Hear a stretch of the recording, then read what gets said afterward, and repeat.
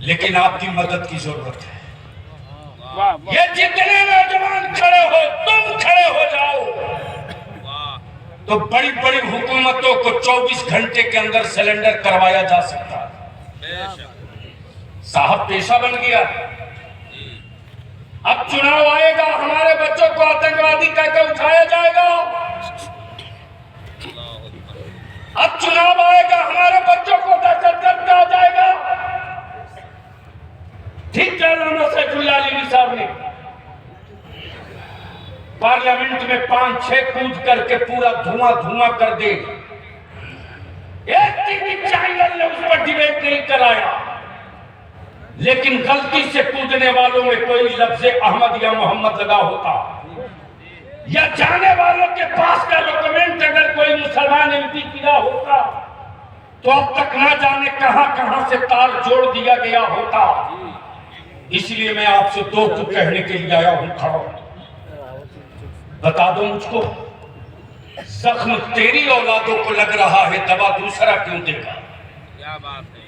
घायल तेरे बेटे हो रहे हैं, दवा दूसरा क्यों लाएगा? इसलिए अपने बेटों के जख्मों का मरहम तुझे खुद बनाना होगा, तुझे खुद तैयार करना होगा। मुझे याद आता है जब मुफ्ती साहब इसी मध्य प्रदेश में हमारे 8 बच्चों को ले जाकर पहाड़ पर इनकाउंटर किया गया था। 8 बच्चों, उस वक्त बलिया भी एमपी था। जब मालूम हुआ कि 8 बच्चों का इनकाउंटर हुआ है, और ये कह करके कि वो जेल से भाग रहे थे ताला तोड़ के, और ये भी कि लकड़ी की चाबी से ताला तोड़ रहे थे। मैं गया था, होश में आ, मुसलमान तू कहां है अभी? जब मैं जेल के अंदर गया हूं, दरवाजे पर तुझे से लगता था बलिया भी कोई आतंकी इतनी सिक्योरिटी और फोर्स डाल दी गई। जब मैं बच्चों से मिलकर लौट रहा था, तो मैंने जेल सुपरिटेंडेंट से कहा, वो जरा चाबी दिखाएंगे लकड़ी वाली जो सीज किए हैं, जिससे बच्चे हमारे ताला खोल रहे थे। क्या बात, दिखा दीजिए। मेरे अजीज, जैसे ही जेल के दरवाजे से बाहर निकला हूं, कौमी इत्तेहाद मोर्चा के कुछ बच्चे थे। उसमें से एक बच्चे ने कहा कि बगल में एक औरत खड़ी है, गोद में बच्चा लिए हुए, वो आपसे मिलना चाहती है। मैं करीब गया, मैंने कहा बोलो क्या बात है? मेरी कौम की वो बेटी आज भी बलियावी अपने को रोक नहीं पाता, उसकी गोद में 3 माह का बच्चा है। जवाब दी उस बेटी ने कि मैं अखबार में कभी कभी आपको पढ़ती थी, टीवी पर कभी कभी देखती थी, मुझको मालूम हुआ कि आप आए हैं, तो मैं अपने शौहर से इसी जेल में मिलने आई हूं। आज करीब 1 साल होने जा रहा है। मेरे शौहर को आतंकवादी करके जेल में डाल दिया गया। मेरा शौहर ही अकेले था जो रोटियां कमाता था। आप हमें बता दो कि अपने बेटे की परवरिश के लिए मैं भीख मांगू, या अपने शौहर के रिहाई के लिए मुकदमा लड़ने के वास्ते भीख मांगू? जितने बच्चों को आतंकवादी करके पकड़ा इन्होंने, बलियावी ने पार्लियामेंट में क्वेश्चन किया था, आज जनता की अदालत में उसको दोहरा रहा हूं।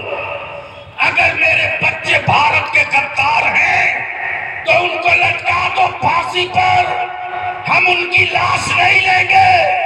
लेकिन अगर हमारे बच्चों को मुसलमान समझकर बलि का बकरा बनाओगे तो हम जेल की सलाखों को तोड़ना भी जानते हैं और जेल की गोद को भरना भी जानते हैं।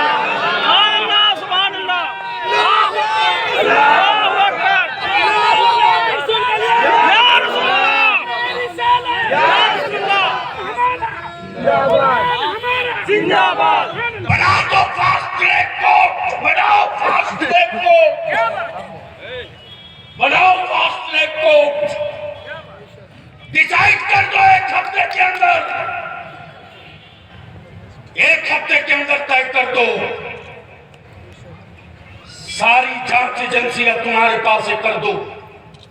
ईडी तेरे पास, एनआई तेरे पास, सीबीआई तेरे पास, सीआईडी तेरे पास। हुकूमत चाह जाए कोई पत्ता हिल जाए, मुमकिन नहीं, मुमकिन नहीं। अगर सड़क के कुंडों को कानून की रस्सी लगा दी गई होती तो भारत में किसी धर्म, किसी मजहब की बेटियों की आबरू नहीं होती।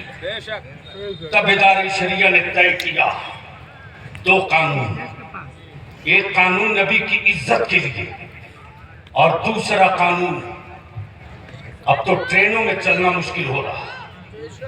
देखा आपने, अहमदाबाद से मुंबई जाते ट्रेन में वर्दी पहना हुआ, कपड़े तो सब पहनते हैं यार, कपड़े सब पहनते हैं, लेकिन अशोक स्तंभ का शेर वाला मेरा जवान अगर वर्दी के साथ चौराहे पर एक खड़ा है तो जिस बाइक वाले के पास पेपर और कागज नहीं है रास्ता बदल लेता है। क्यों? आदमी का डर नहीं है, वर्दी का डर है। आदमी का डर नहीं, वर्दी का डर है। तो जब एक वर्दी गुंडों का रास्ता बदल सकती है, जब एक वर्दी गुंडों का रास्ता बदल सकती है, इसी रांची में क्या नहीं हुआ? मेरे नबी की इज्जत और नामूस के लिए बच्चे निकले थे।